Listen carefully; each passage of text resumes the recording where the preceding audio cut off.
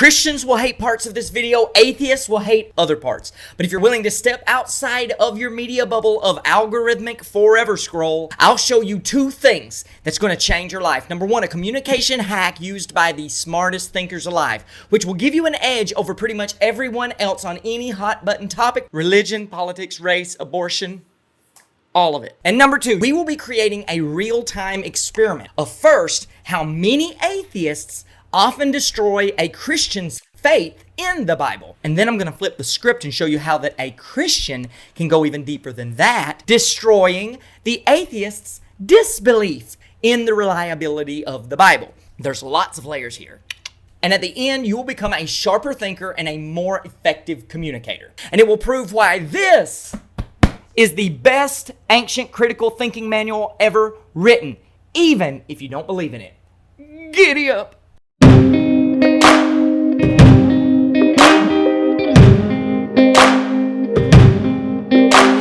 Have you ever seen a speaker that has the ability to make you go, whoa, that was deep, man?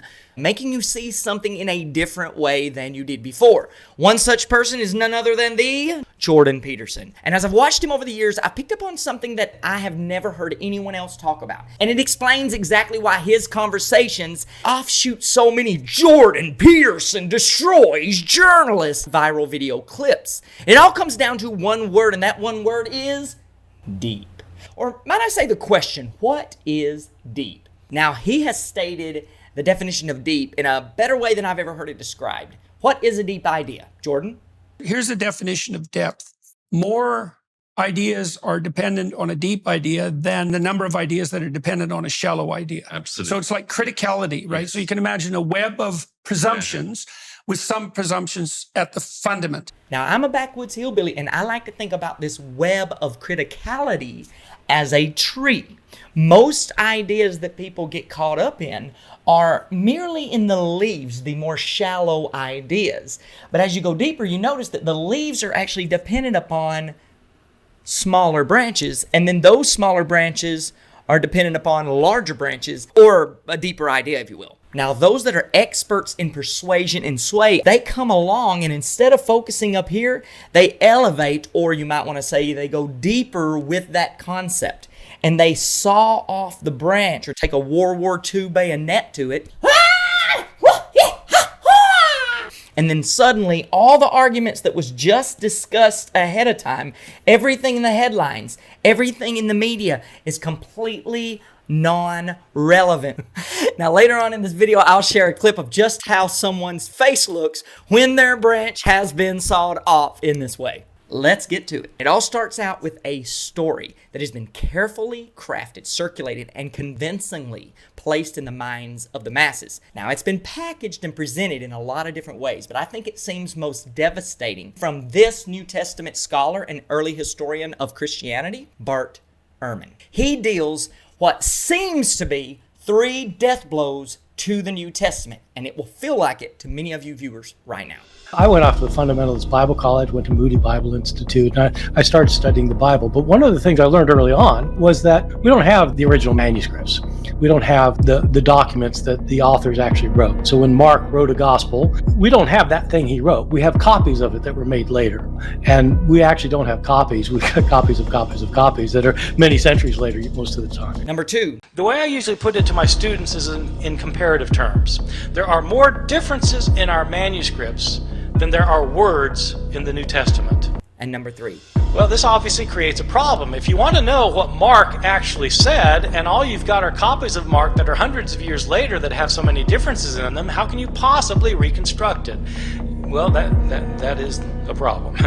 This is the point where many Christians' faith begins to fracture because they've never really thought deeply, notice that word, about how the Bible actually came to be in their hands. Then comes the Bart Ehrmans with their sawzalls, their chainsaws, and their katanas and saw off branches that hold those very delicate leaves. This causes them to question Jesus, salvation, God, and everything else that they've ever believed. And before you know it, they see the God of the Bible in the same kind of old man in the sky, kind of fairy tale way as Zeus was depicted in Disney's Hercules. To make matters worse, you have Christians publicly fighting in the leaves of the branches about which English translation is best. NIV is for so TSB read so tenderly.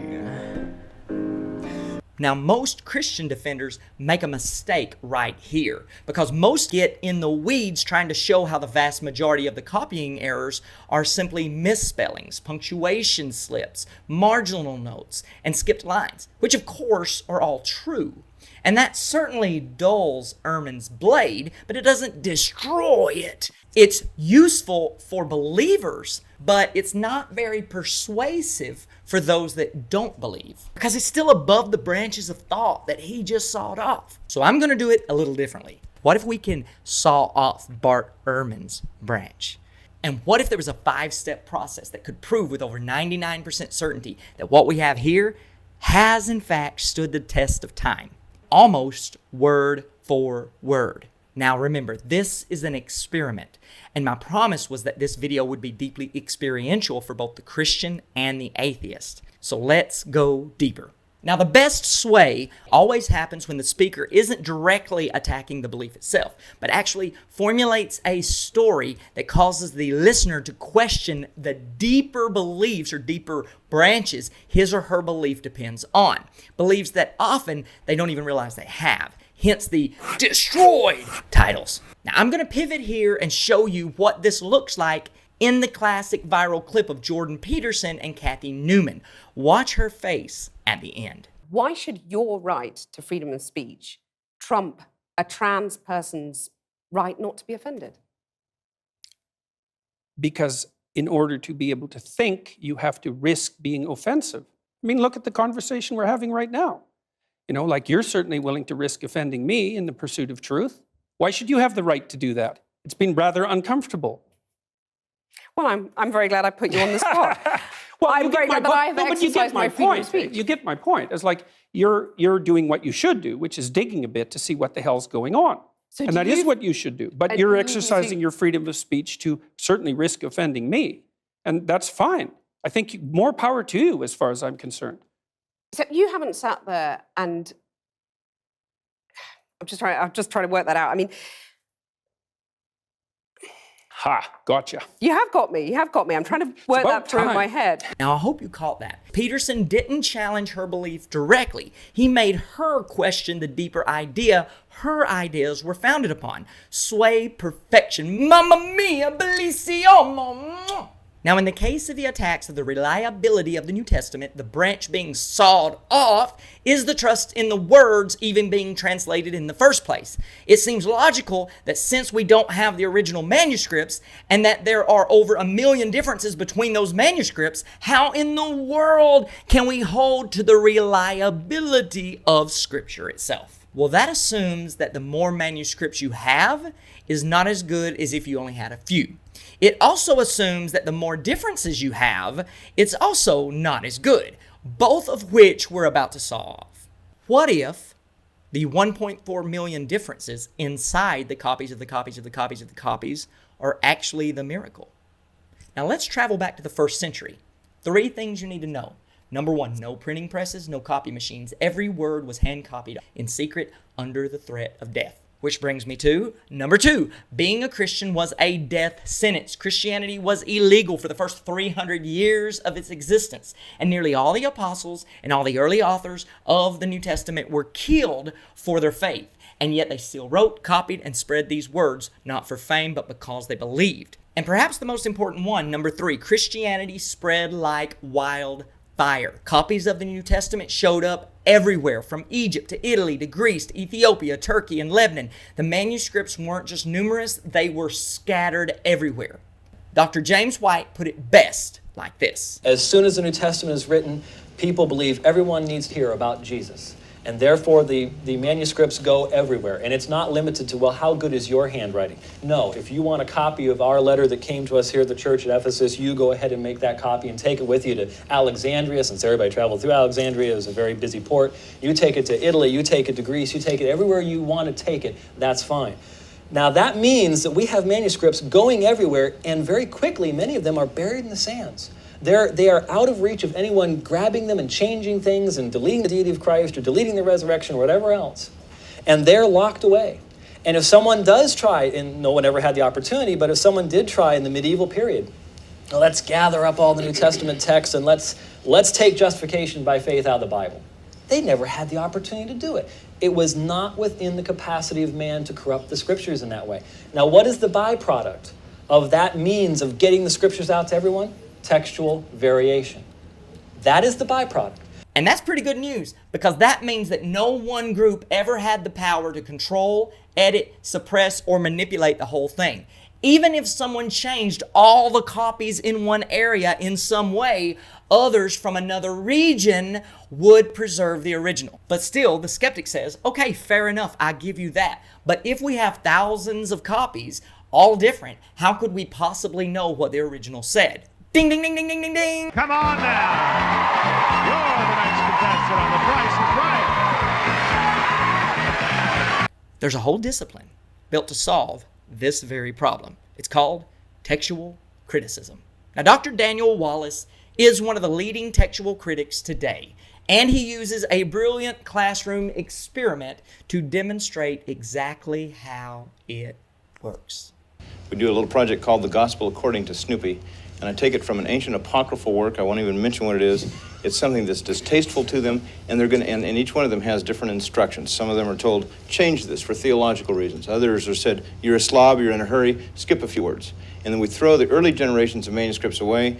We end up with 17 manuscripts that are several generations removed. None of them at all look like each other. And these students say, there's no way we're going to get back to the original.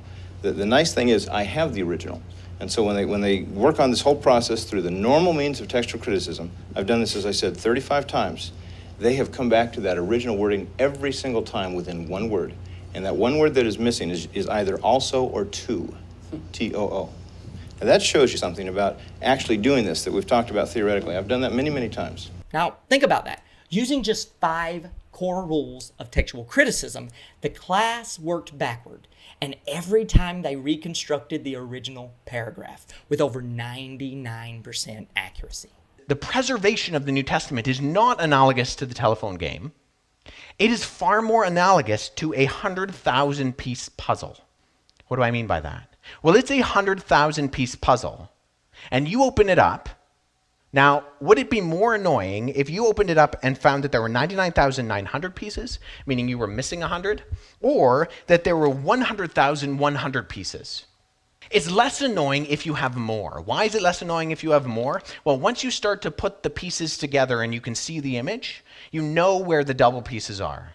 You know where the pieces that don't fit are. You know where the pieces from a different puzzle were jammed into your box. That's what we have with the biblical New Testament. Now imagine what centuries of scholars can do with 5,800 plus manuscripts. The sheer volume of variants is the reason we can be confident, not in spite of them, but because of them.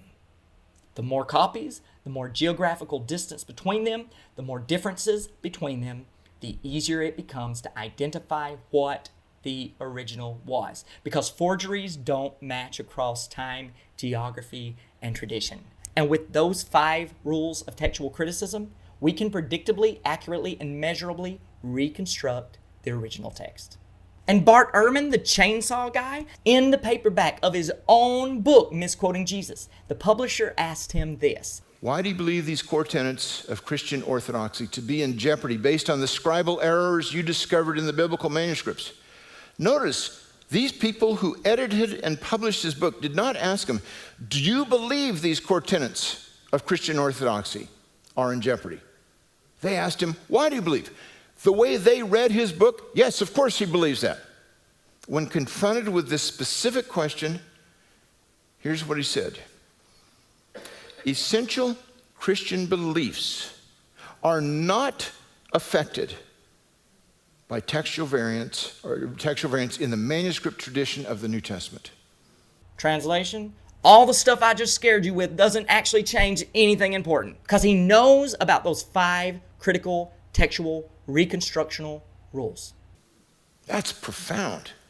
Bart Ehrman, the number one guy who is the skeptic about the text of the New Testament, was able to say this because the evidence could not allow him to say otherwise. Bam! Did you see what happened?